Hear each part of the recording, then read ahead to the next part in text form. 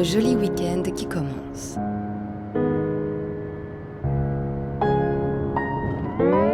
Quand soudain...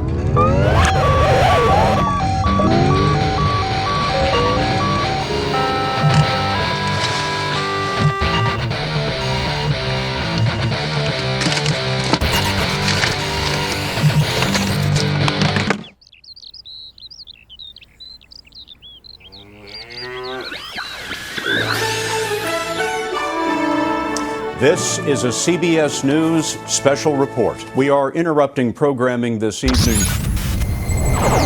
Catastrophe technologique, ce sont les mots du continent américain.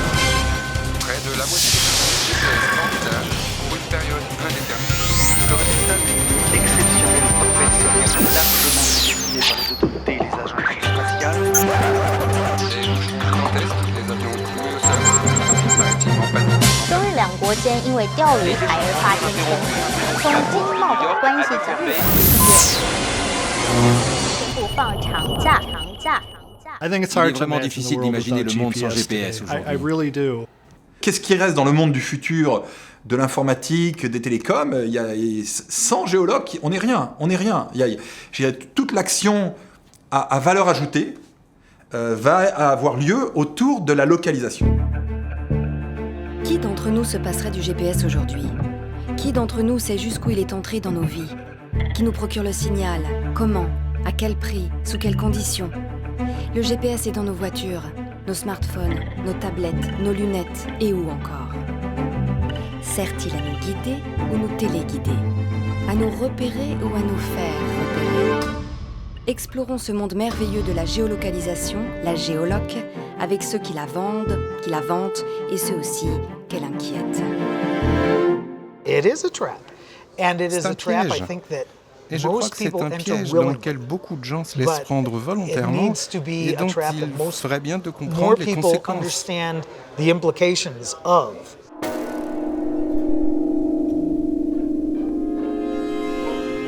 Il s'en est fallu de peu que le GPS nous soit aujourd'hui inconnu et qu'il soit resté l'arme secrète de l'US Air Force.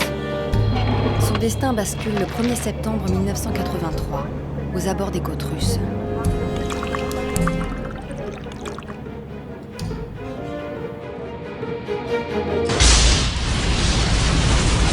Emergency defense. Put the mask over your nose and adjust the headband. Emergency. Korean Air 007, unreadable. Deux avions de chasse soviétiques tirent un missile sur le Boeing KL-007 qui s'écrase en mer. I'm coming before you tonight about the Korean airline massacre. The attack by the Soviet Union against 269 innocent men, women, and children aboard an unarmed Korean passenger plane. This crime against humanity must never be forgotten, here or throughout the world. 269 victimes. Mais de quoi? À cause d'une erreur de pilotage, le Boeing dérive à l'intérieur de l'espace aérien soviétique. À cause d'une erreur de positionnement, les contrôleurs aériens russes confondent le Boeing civil avec un avion espion américain. Le dernier grave incident diplomatique de la guerre froide aura été dû à une faute de géolocalisation.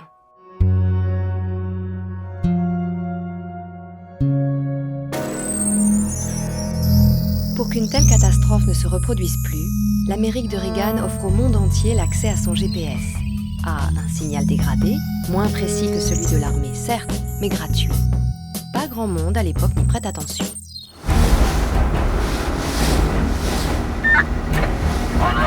Pas grand monde, sauf quelques-uns qui ont du flair et de l'audace.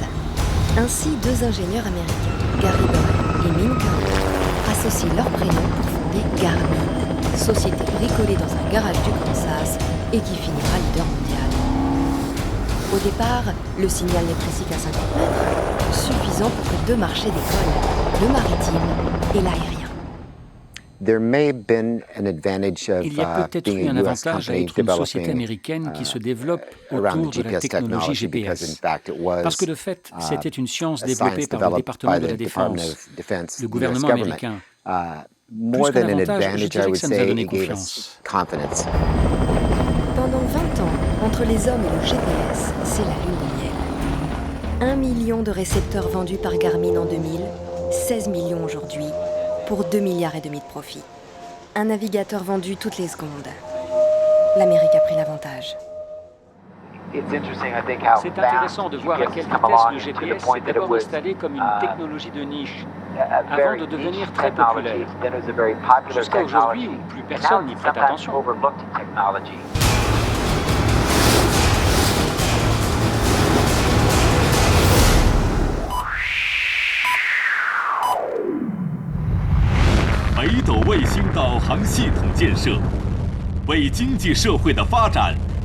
La géolocalisation est un outil trop stratégique et un marché trop juteux pour laisser aux Américains seuls le soin de s'en occuper, se disent les autres grandes puissances. Les Chinois, les premiers, s'en inquiètent. Bien sûr, dans le passé, nous avons utilisé le système de géolocalisation d'un grand pays, mais ce grand pays est libre de bloquer l'accès à son système s'il le souhaite. Finalement, nous sommes sous son contrôle. Lancée dans une course contre la montre, dès les années 90, la Chine déploie à marche forcée Beidou, le GPS chinois qui couvre aujourd'hui l'Asie. Les Russes modernisent leur vieux système militaire, GLONASS, copie du GPS, et les Européens réfléchissent depuis longtemps à un projet, Galileo. Galileo will be like a mini constellation, representative of the future system. Est-ce qu'il faut construire une machine pareille alors que nos amis américains nous la donnent? Un homme politique a dit « mais pourquoi acheter une vache si le lait est gratuit ?» Et la phrase est simple, mais elle est compréhensible. Alors que les Européens s'apprêtent à lancer Galileo, coup de théâtre. Le 2 mai 2000, Bill Clinton annonce la libéralisation totale du GPS civil, qui devient aussi précis que celui des militaires. Quelques mètres de précision. Nous sommes tous arrivés à l'idée que non seulement la restriction du GPS n'assurait pas efficacement la défense nationale, mais qu'en plus, en maintenant la dégradation artificielle du GPS civil, nous faisions barrage à tout un potentiel économique. Hasard du calendrier ou torpillage de Galileo? C'est arrivé comme cela, la même année où Galileo a été décidé. Mais que ce fût en 2000, 2001 ou 2002, vous auriez toujours pu avancer l'argument du torpillage. So when the Galileo idea first came up, the obvious question in the United States was, why does Europe want a separate independent strategic military system? Don't they like the one they're getting from the United States? Certes, aujourd'hui, le GPS est ouvert à tous. N'empêche, il reste un système militaire qui peut, en cas de crise, nous être refusé.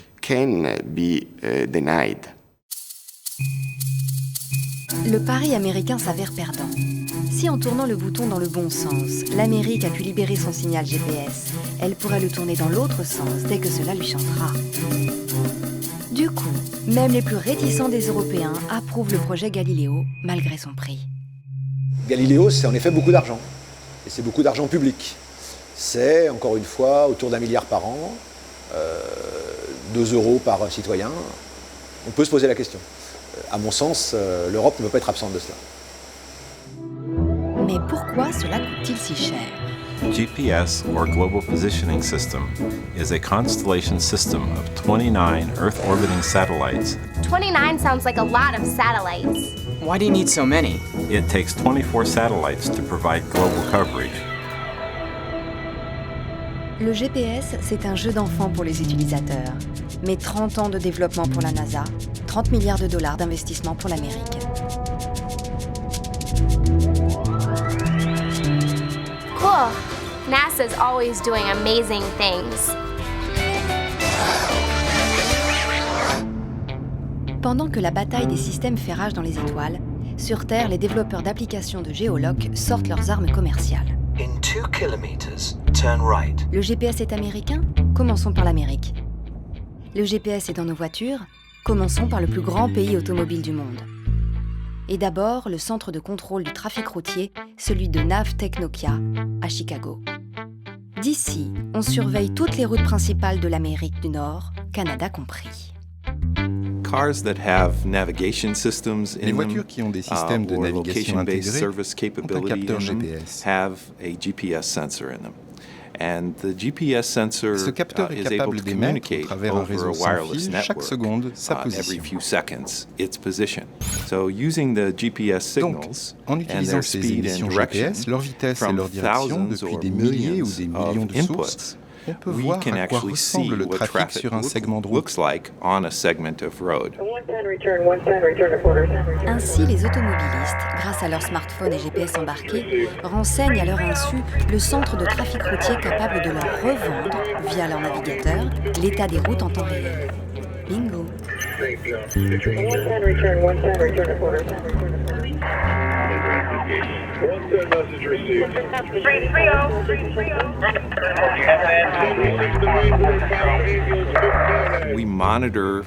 On est à l'écoute et on se nourrit des communications de la police et du service des transports pour appréhender les variations des accidents et tout événement sur le réseau routier, parce que les automobilistes veulent savoir non seulement à quelle vitesse ils vont rouler, mais aussi s'ils vont ralentir, pourquoi ils vont ralentir et pour combien de temps ils vont ralentir. Quel automobiliste pourrait se passer de l'infotrafic qui lui donne l'illusion d'échapper à des bouchons? Attention, en Amérique, la fluidité du trafic n'est pas qu'un cauchemar quotidien, c'est une cause nationale. 3,6 milliards d'heures perdues dans les bouchons chaque année. 21 milliards de litres d'essence brûlés pour rien. Près d'1% du produit intérieur brut parti en fumée. Mais tout savoir sur le trafic et notre façon de nous y couler recèle d'encore plus belles perspectives. D'abord, la théorie. La première chose, c'est l'indexation du monde réel, c'est-à-dire à quoi le monde ressemble. Le deuxième élément est ce qu'on appelle les données d'activité, comment les gens se déplacent, en métro, en voiture. Et quand vous faites le lien entre un déplacement et une indexation, vous obtenez ce qu'on appelle des données intelligentes. Et là, vous pouvez devenir prédictif. Vous savez que les gens roulent en général à telle vitesse sur telle route et que leur conduite diffère selon qu'ils peuvent ou non. Là, vous pouvez être prédictif. Vous pouvez déclencher une alarme le matin qui dise « Hey, lève-toi 20 minutes plus tôt, il pleut, c'est lundi, le trajet pour l'aéroport va te prendre 20 minutes de plus. » Vous pensiez que les GPS n'étaient entrés que dans vos voitures? Le voilà dans votre réveil matin, votre agenda. Vous pensiez qu'il vous montrait la route seulement? Il prend le volant. S'il y a un virage serré sur la route et qu'on mesure la vitesse des voitures arrivant sur cette courbe, le GPS peut prévoir à quel moment, en amont du virage, en fonction de votre vitesse, vous devriez commencer à freiner pour bien négocier ce virage. Et si néanmoins vous ne freinez pas à temps avant de vous engager dans ce virage, la voiture pourra vous donner une sorte d'alarme ou commencer d'elle-même à actionner les freins. On veut bien d'un GPS qui nous conseille, nous alerte, mais d'un GPS qui nous surveille, qui fait profit de nos déplacements, voire qui nous dénonce. Nous collectons beaucoup de données, mais de façon anonyme. On ne fournit pas ces données individuelles à d'autres qui pourraient les utiliser dans d'autres buts. Par exemple, vendre votre profil de vitesse à la police. C'est quelque chose qu'on ne pourrait jamais envisager. On s'intéresse aux statistiques, au comportement collectif. Comment en être sûr? Combien de traffic centers dans le monde où mes données de déplacement sont exploitées? Selon quelle juridiction? La plus protectrice ou la plus libérale? Et quelle gendarmerie ne rêverait-elle pas d'une mouchardisation généralisée de notre conduite automobile grâce ou à cause de notre GPS? C'est quelque chose qui met vraiment le GPS au devant de la scène. Car au-delà de la technologie, le GPS pose la question de la vie privée. Où commence la sphère de la vie privée? Où s'arrête-t-elle? Quelles sont les conditions pour pénétrer cette sphère? Qu'est-ce qui est public? Qu'est-ce qui est privé? L'appli de navigation la plus populaire du moment, Waze, conçue par une petite start-up israélienne innovante, une appli gratuite pour l'utilisateur, vient d'être rachetée $1 milliard par Google. Pourquoi acheter si cher une appli gratuite? Nos déplacements vaudraient-ils de l'or? Sla over 3 kilometer links af. Oui, de l'or. Et plus encore si l'on songe qu'il faut bien remplir ces GPS de cartes, de milliers de cartes détaillées et à jour. Un marché colossal. Le langage, parler, communiquer sur des concepts complexes et dessiner des cartes sont des choses que seuls les humains savent faire, pas les animaux. C'est très important pour les gens d'avoir des cartes à jour, et vous pourriez vous demander pourquoi. La raison, c'est que les gens se fient de plus en plus aux produits et aux services qui utilisent ces cartes, et que le monde réel change considérablement. Nous faisons 2,7 millions de modifications tous les jours. Les gens comptent sur des réponses exactes quand ils cherchent quelque chose. Equipped Cars Drive Roads captures a 360-degree picture of the world. A 3D model of the real world. Nouvelles routes, nouveaux sens interdits, nouveaux croisements, nouveaux ponts, nouveaux immeubles. Une erreur dans une carte papier, c'était supportable. Dans un GPS, non. This is a revolution in map making.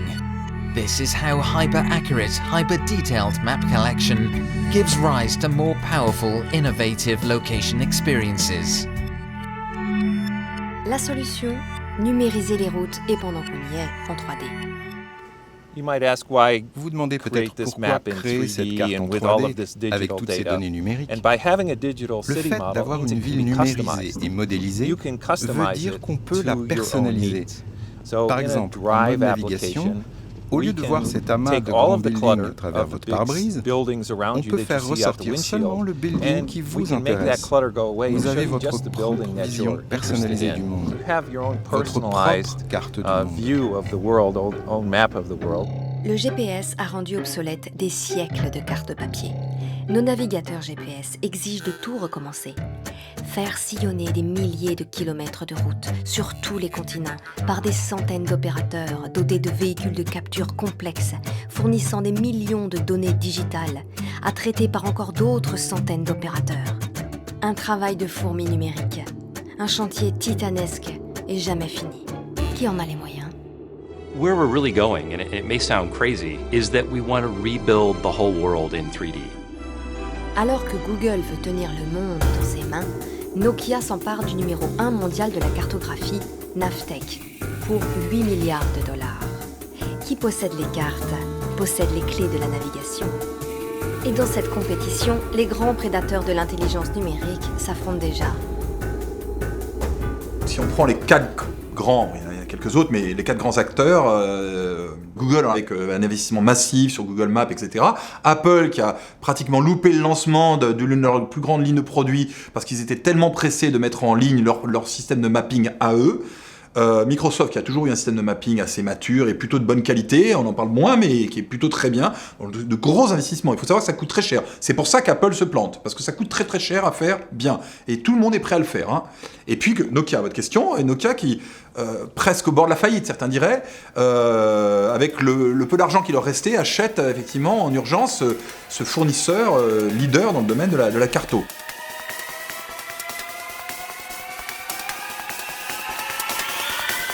On fait ça parce qu'on pense que chaque époque a sa cartographie de référence, une carte emblématique pour sa génération, la carte de demain.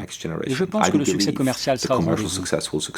Là, il y a un pari de tous les opérateurs de dire, dans le fond, dans le futur, il n'y a plus qu'une seule chose, c'est ces outils, c'est les outils de où je suis dans le monde. Parce que c'est ça, tout va passer par rapport à ce paradigme de où je suis dans le monde. Dans cette guerre de la géoloc, la Chine semble distancée. Mais avec des villes qui poussent comme des champignons, des millions d'exilés des campagnes qui s'y précipitent, ses besoins sont énormes. Futur Eldorado de la géoloc, la Chine en a l'ambition, mais les navigateurs coûtent cher. Résultat, pour ces nouveaux migrants, la ville, c'est la jungle.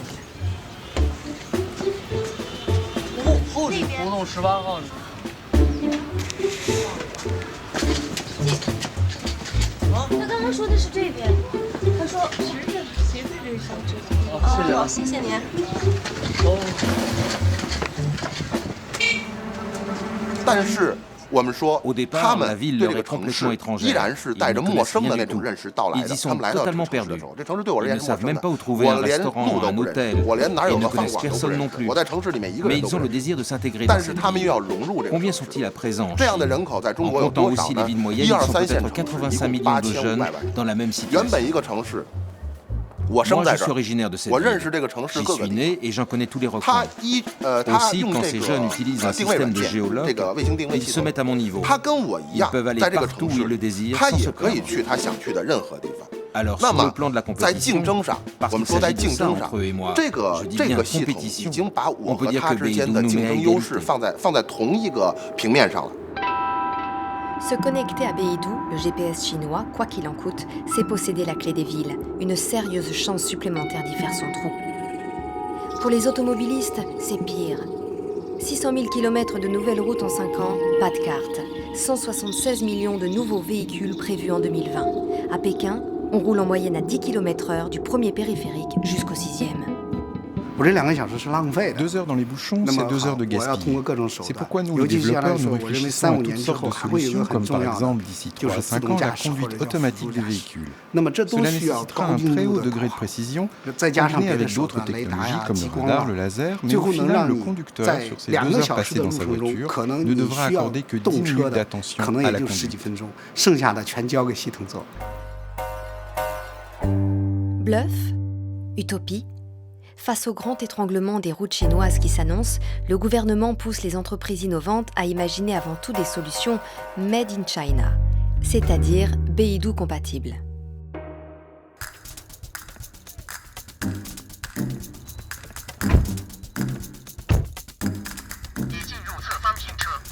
Ici, le jour de l'examen du permis de conduire, le Graal du chinois moderne, l'examinateur est remplacé par le navigateur satellite. Impartial et incorruptible, il détecte, depuis l'espace, les erreurs de trajectoire sur le circuit. Quelle meilleure propagande pour Beidou? Comment pourrons-nous nous imposer sur notre marché chinois? Avec quelles particularités? Pour attirer de plus en plus d'utilisateurs vers Beidou, nous devons trouver des applications adaptées à notre pays, correspondant aux habitudes de vie des Chinois.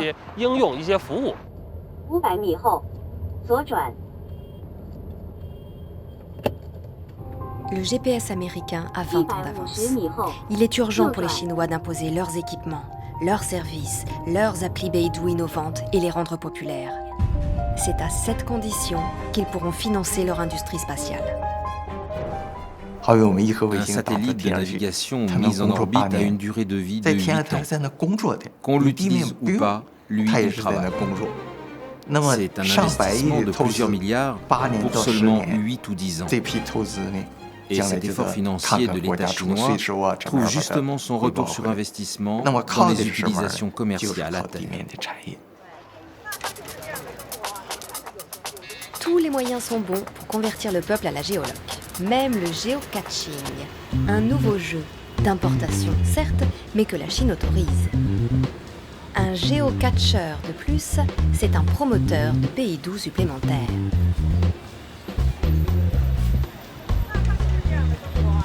Comment on joue? Ça, c'est l'adresse du trésor. Le trouver, c'est le but du jeu. Le seul moyen, un GPS. Bon, un Beidou si on est en Chine.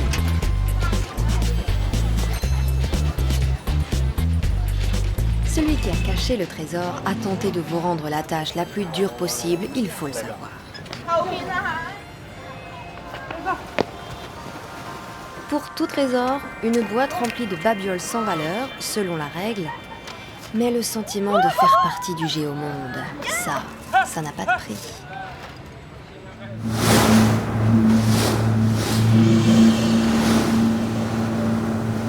Le GPS est militaire de naissance. On l'oublie trop souvent, pas les militaires. À l'ombre de la success story du GPS civil, comment les fabricants d'armes, les états-majors, les troupes s'en sont emparés. En quoi le GPS a-t-il changé la façon de faire la guerre?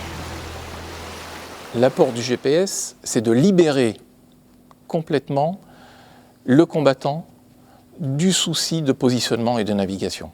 Il peut se concentrer sur d'autres actions, sur l'utilisation de son système d'armes, sur la délivrance des munitions, et qui donc va améliorer son efficacité globale sur le terrain.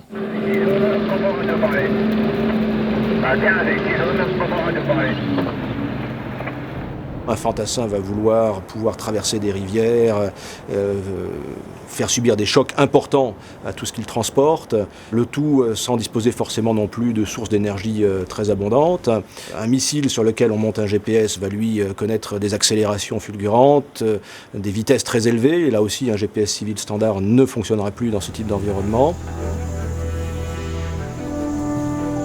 GPS receiver is in every single drone, dans chaque whether drone. that drone Celui is armé de armed missiles with comme le drone missiles de or is just a surveillance. surveillance drone. Il est dans l'équipement It de is in chaque the soldat backpack américain et en of every particulier dans US celui des soldier, and commandos. particularly Ils ont the tous des special GPS. operations soldiers. Aujourd'hui, They c'est all have partout dans l'armée GPS. américaine So this is et c'est une everywhere in the composante US normale de military la now, guerre. and is a regular part of fighting war.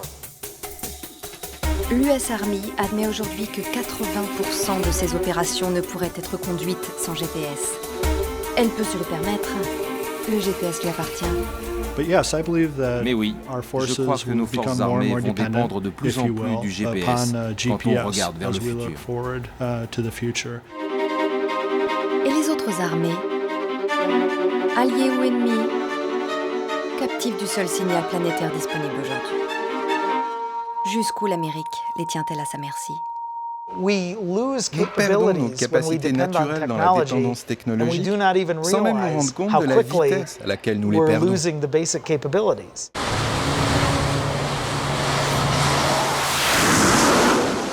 Depuis que le GPS équipe tous les missiles, faire feu sur l'ennemi se dit autrement.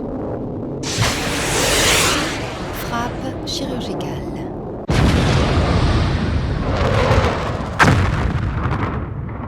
En 1941, on a détruit des cités entières pour atteindre des usines. On a fait des tapis de bombes pour détruire une usine. Le GPS nous permet de minimiser les dommages collatéraux quand nous devons utiliser des armes dans certains conflits. On diminue considérablement les risques de dommages collatéraux. Comment en être sûr? Piloter des drones, guider des bombes à distance, n'éloigne-t-il pas aussi les hommes du combat? Le GPS a changé le visage de la guerre en devenant une guerre sans visage. N'a-t-il pas fait de ce qui était un ennemi juste une cible?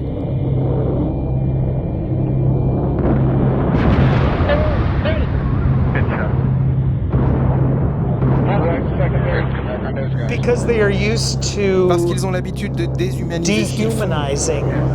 What they are doing.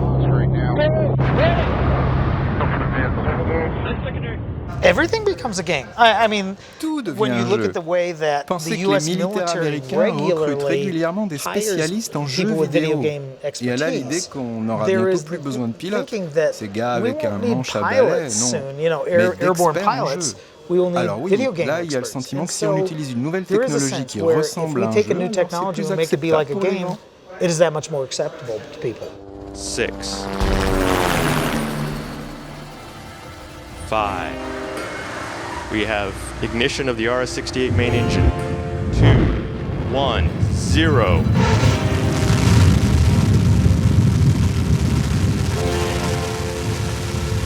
En devenant une technologie indispensable à la guerre moderne, le GPS ne devient-il pas aussi une cible de choix? Si les satellites GPS semblent hors de portée d'une attaque réelle, le signal dont la puissance, arrivée sur Terre, est plus faible que celle d'une radio FM est fragile. Neutraliser le GPS, c'est clouer au sol les armées sophistiquées. Et si vous disposez d'un très gros brouilleur, une antenne sur une camionnette, une bonne source d'énergie, vous supprimez le GPS sur des kilomètres carrés.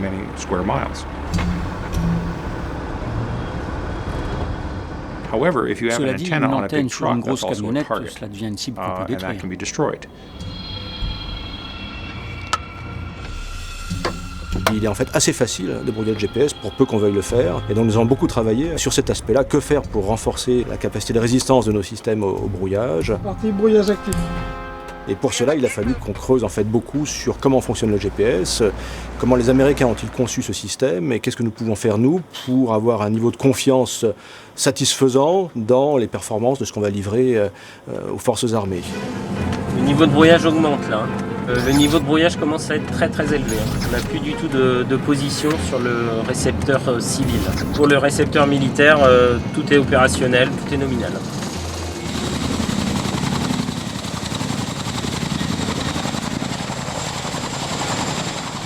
Le GPS fait partie de ce vaste ensemble qu'on appelle la guerre électronique, qui est une guerre invisible, puisqu'elle se déroule dans l'éther, ce sont des ondes dans un sens, dans l'autre, mais c'est une guerre qui aujourd'hui en fait est tout à fait fondamentale, même si on ne la voit pas. Cette guerre secrète a même un nom, la Nav War, ou guerre de la navigation. Son but, conserver la position dominante sur les champs de bataille. Or, quoi de plus dominant que l'espace? Les Américains ont une formule très claire pour la conduire. Si tu me brouilles, je te tue. Prepass, SVN 41. Checklist 1-8, step 4. Listen up for prepass. Et c'est d'une base très secrète, dans le désert du Colorado, qu'ils s'assurent que leur constellation tourne rond. 30 satellites, un écart d'une nanoseconde de l'un d'eux, et c'est un mètre de précision en moins au sol.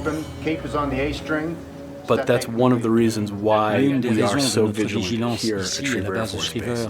That c'est constant cette surveillance vigilance, constante, our 24 heures sur 24 hour 24 a du day signal monitoring GPS. of the GPS signal is what C'est notre we fierté. take a lot of pride in. Pour veiller à ce To que le make signal sure soit toujours le plus fort that et it le is plus always as précis strong possible. and always as accurate as possible. But we still keep the military in control. L'armée a encore le We don't contrôle. give GPS Nous ne control confions stations pas les to stations de NASA contrôle or GPS à National la Science NASA ou Foundation. à la We Fondation keep the nationale pour control la science. and we use it for Nous gardons le targeting, contrôle but then et we nous allow all the l'utilisons pour du technology to ciblage. be used by everyone. Mais, And I et think cela est très that bien joué was comme propagande, a smart move for nous autorisons propaganda, tout le and it monde didn't do à faire usage du anything to hurt GPS. the U.S. De capabilities. cette façon, Because l'Amérique the se U.S. sent autorisée still à could l'utiliser pour le determine drone how the et les technology bombes. was used by things like drones and bombs.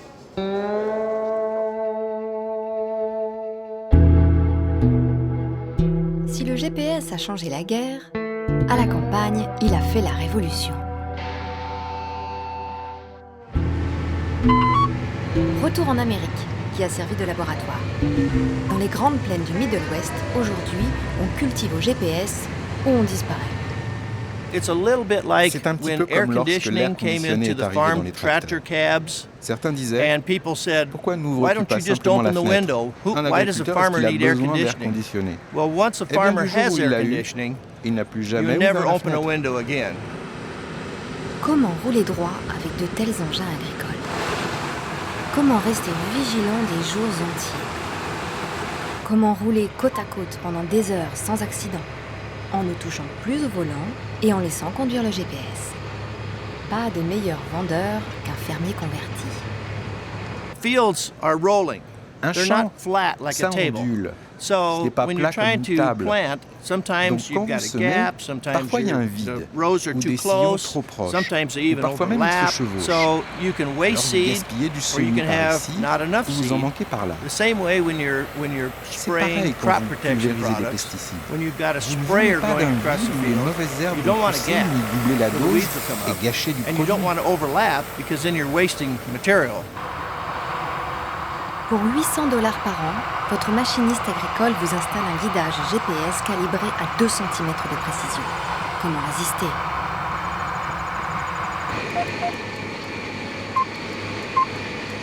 And agriculture now is a Et global l'agriculture business. aujourd'hui, And c'est un business you global. don't have to be Vous n'avez pas à être hugely énormément better than your plus competition compétitif que in l'Amérique South du Sud, la America Chine or ou China l'Afrique or du South Sud. Africa. Mais You juste have un to be tout just a petit little peu bit meilleur better pour être gagnant. to be the winner. On se And bat so pour that's ça. what we strive for in our Être le plus operation. We try efficace to et be productif as possible dans un absolutely business efficient fait and de grands productive volumes as possible avec de petites marges. in a high volume, low margin business. 7 milliards d'humains à nourrir. À la bourse de Chicago, les financiers spéculent sur les céréales, spéculent sur les terres. Mais les grands machinistes ont trouvé la formule magique pour faire gagner leurs fermiers. L'agriculture de précision.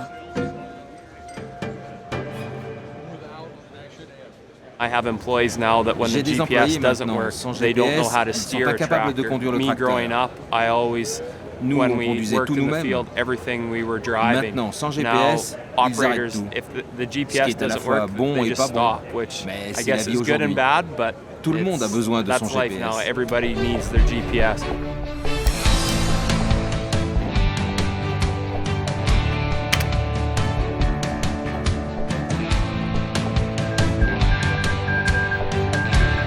what we're doing Ce que nous faisons in dans ma agriculture ferme, where I c'est live collecter de plus is en plus we're de collecting données. more and more data. So I'm working Par with a exemple, pour system semer now au for printemps, planting je this travaille spring, maintenant avec un where système we will qui actually compile compile 20 couches de 20 données. layers of data. Humidité Soil et moisture, fertilité soil du sol. fertility, and Et all the tous les types of types de fertility that I fertilité. have. The La seed, semence, the soil le type de type, terre, etc. and on and on and on. So I will know Comme ça, je every sais tous 3 les 3 meters mètres dans mon champ in my ce qui field doit être corrigé, ce qui what fonctionne, needs to be ce qu'il corrected, faudra changer l'année what's suivante working, pour que je sois encore what I plus need to do efficace different au next year final to make me a sur little mon more efficient exploitation. in global agriculture. C'est It's comme just récolter like de l'or, mining gold, parce que ces données because valent the de l'or. data is worth gold. Work order confirmed. Alert. Irrigation. La géolocalisation est au cœur de cette agriculture de précision qui clame haut et fort user de moins de pesticides, moins d'engrais, moins d'irrigation, mais on use quand même beaucoup, et toujours, et partout. Sans contact charnel avec sa terre, le paysan, les yeux rivés sur ses écrans, est-il encore le patron de sa ferme? Ou un serviteur au beau mariage des grands semenciers et des grands machinistes agricoles?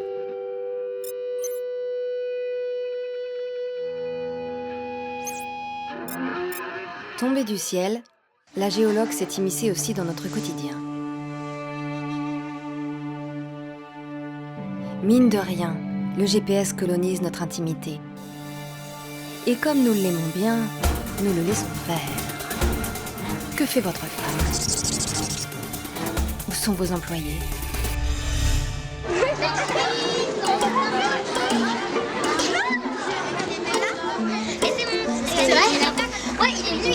Que fait ma fille? Un GPS pour ceux qu'on aime ou qu'on surveille? Un GPS pour se rassurer ou s'angoisser? Pour punir ou éduquer?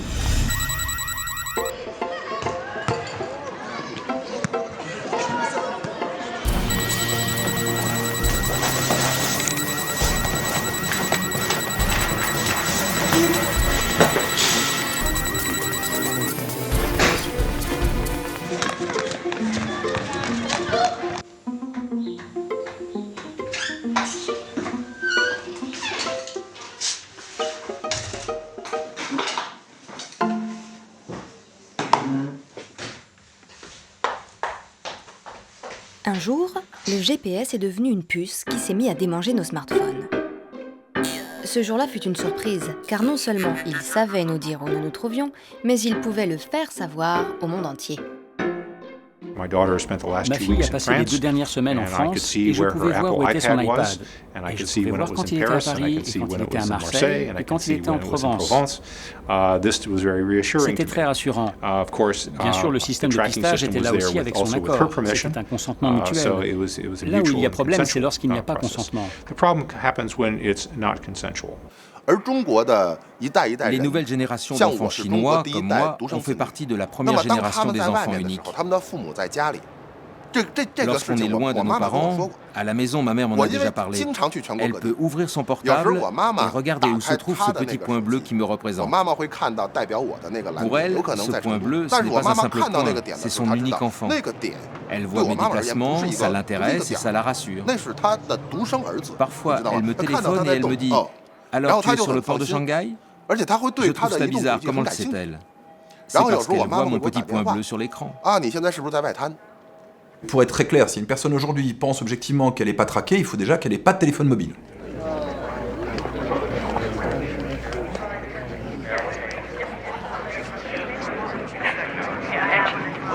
Pour quelqu'un qui fait très attention, on doit pouvoir débrancher toutes les applications de localisation. Donc là, on n'est plus... Si on a ce niveau de paranoïa que pratiquement personne n'a, on est juste traqué par le telco, l'opérateur télécom. Non, mais pour le gros de la population, le problème, c'est plus que les gens ne sont pas obligatoirement conscients, et puis surtout que pour beaucoup de services, et c'est peut-être votre question, pour beaucoup de services, on veut le service, parce que, encore une fois, beaucoup de ces choses-là sont vraiment très intéressantes pour nous. Moi, je suis content d'avoir Google Maps, de pouvoir savoir où j'en suis, donc... Et que pour beaucoup de services, c'est donnant-donnant. C'est que je ne peux pas à la fois dire je ne suis pas traqué, mais j'ai les avantages de la géoloc. Heureusement, les marchands de GPS ont plus d'un tour dans leur sac d'applications. Si les unes vous traquent, soit, d'autres vous proposent d'être traqueurs.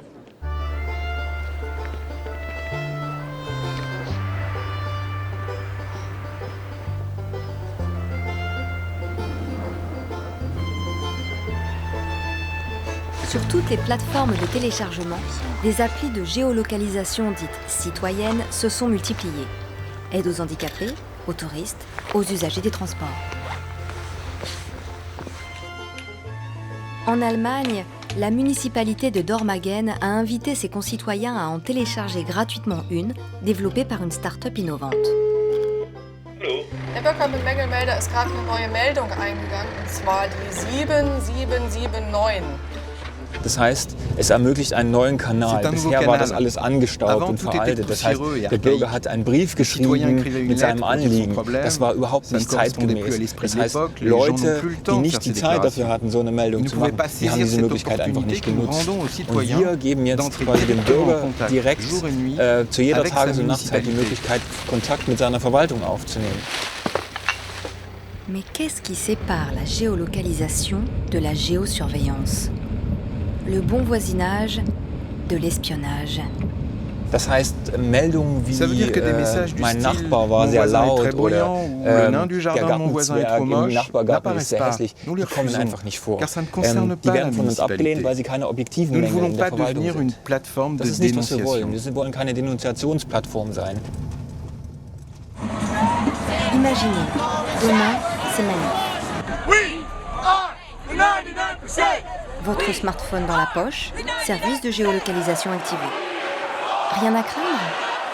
Aujourd'hui peut-être, mais demain. Quand vous allez dans une manif, si vous êtes un pur, vous êtes arrivé dès le début et vous faites toute la manif. Déjà, c'est intéressant, vous êtes dictateur, vous voulez savoir si le gars, ok, il est votre ennemi. Mais est-ce que parmi mes ennemis, c'est un organisateur ou un SAM-suiveur? Ça vous intéresse, la géologue va vous le dire, parce que donc je peux être juste là sur le côté, ou je peux être arrivé dès le début, là je suis assez engagé, ou je peux être arrivé 2 heures avant, ça veut dire que je suis un organisateur, ou je peux être arrivé 2 heures avant, je suis toute la manif, et j'ai un motif de déplacement dans la manif qui montre qu'en fait je suis service de l'ordre d'une des composantes de cette manif.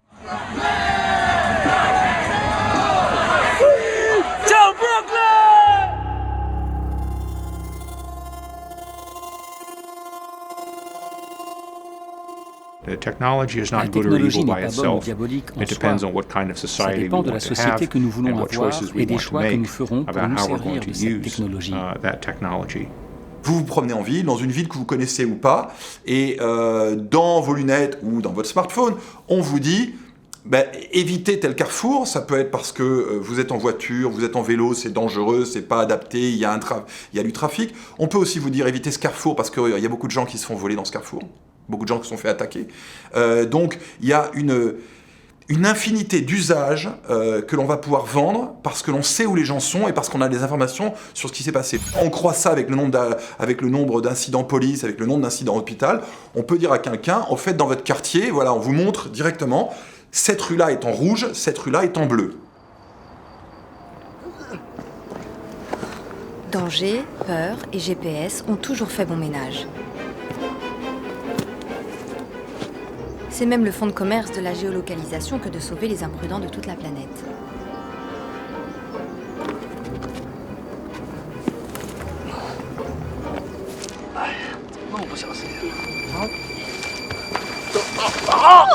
Depuis qu'il est en vente libre, le GPS, jamais autant de marins d'eau douce, d'alpinistes en tongs, de rangers de bac à sable.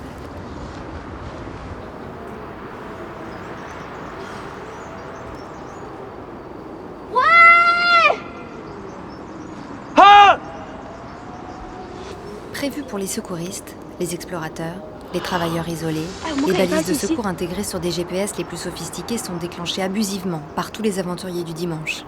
Un marché inépuisable.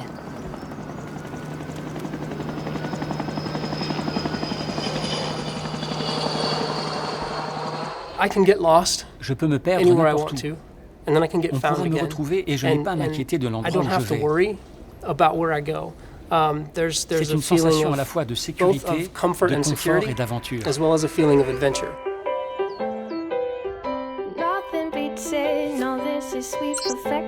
Je bouge, donc je suis. Voilà le credo d'une nouvelle espèce humaine dopée au GPS. Une communauté qui enregistre chacun de ses mouvements. Une génération accro à la géoloc, qui anticipe peut-être ce que nous serons demain.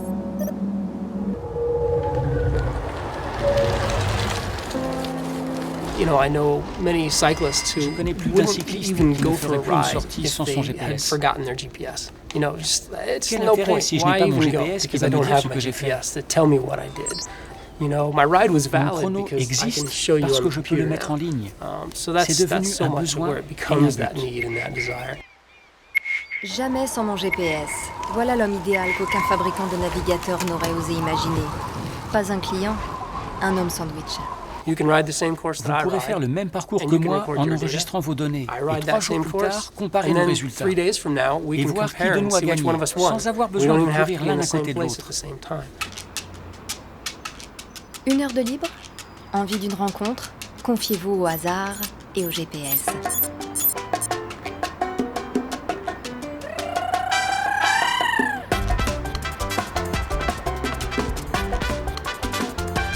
Le GPS peut aussi localiser dans votre environnement tous les amateurs de chocolat, tous les motards, ceux qui parlent italien, les cardiaques ou les éleveurs de fox terriers.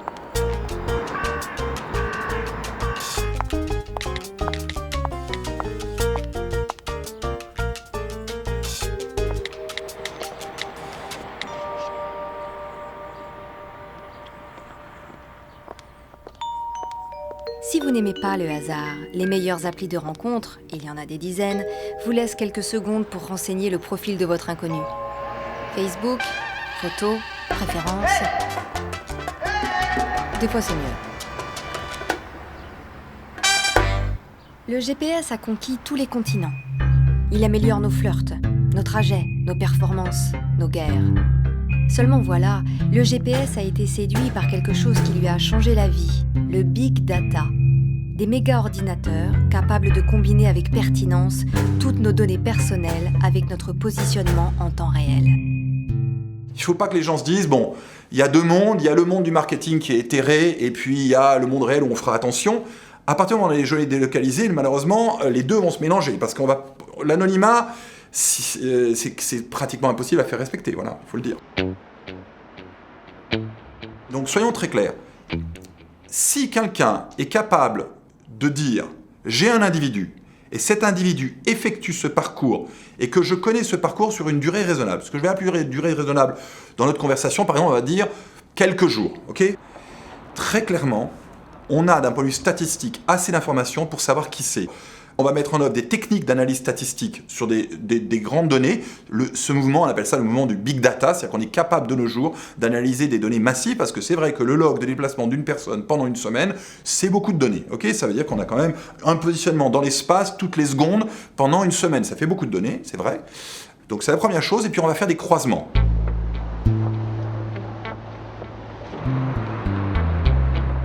En vous déplaçant, vous vous arrêtez à des endroits qui sont relativement marqueurs de ce que vous pourriez être. C'est-à-dire que d'abord, vous commencez par dormir à un endroit au début de l'action. Donc vous êtes à un endroit, mine de rien, l'endroit où vous êtes, ça nous indique, ça nous donne une indication de l'endroit où vous vivez. C'est-à-dire que si je peux croiser cette indication avec un annuaire téléphonique qui donne nom de la personne, l'adresse de la personne, j'ai une indication potentielle de qui c'est. Hein, alors après, c'est à la résolution du lieu, c'est-à-dire que dans Paris, ça va me donner un bâtiment, ça me donne 10 noms. Ça y est, on vous cerne. Bon, puis cette personne, elle va sortir, elle va aller à un endroit, par exemple, elle va peut-être 5 minutes après, elle va être à une école. Puis après, elle va prendre un métro, puis après, elle va aller à la Défense, et elle va être dans une tour. Une tour qui, en général, porte le nom d'une entreprise. Combien de personnes, d'après vous, vivent dans ce bâtiment, ont des enfants et travaillent dans telle banque? Combien d'après vous? Et comme le Big Data digère aussi tout Facebook, tout Twitter, tout LinkedIn, nos cartes de fidélité, d'abonnement, etc., le marketeur peut poursuivre sa filature gavée de renseignements. Là où ça va devenir vraiment intéressant pour l'usage marketing, c'est qu'effectivement, ce déplacement va nous donner plein d'indications. Donc par exemple, on savait que la personne avait des enfants, on sait que la personne n'a pas de voiture, on sait que la personne travaille dans une banque, on va pouvoir commencer à faire des inférences statistiques. L'inférence statistique, ça veut dire que je peux commencer à imaginer, à me dire, bon, donc probablement que cette personne est un CSP+.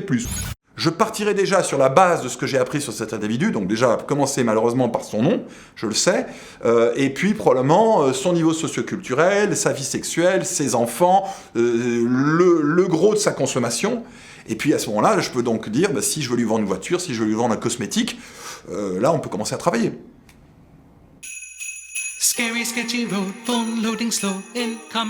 Formidable cadeau de l'Amérique au monde, notre GPS. L'Homo Navigatus va être comblé. Beidou, disponible en 2020. Galileo, en 2027, si tout va bien. Plus de 100 satellites au-dessus de nos têtes au service de nos déplacements, précis au millimètre. Que de cadeaux encore à venir. Mais des cadeaux pour qui? So these give you an idea of the huge market and the huge potentiality for industries. We've seen a few studies that show that benefit on an annual basis far exceeds the amount of money that we put into the GPS program every year. Nous n'essayons pas vraiment de prédire toutes les applications parce que nous avons été si surpris ces 20 dernières années que nous le serons sûrement autant les 20 prochaines. On devrait se poser la question en Europe, pourquoi est-ce qu'il n'y a qu'en Europe qu'on se pose cette question? Demandez à un Chinois pourquoi il fait qu'on passe Beidou. Il va tomber du ciel. Et il va dire, mais écoutez, on le fait parce qu'il faut le faire. La réussite d'un système de navigation repose sur la richesse de notre imagination.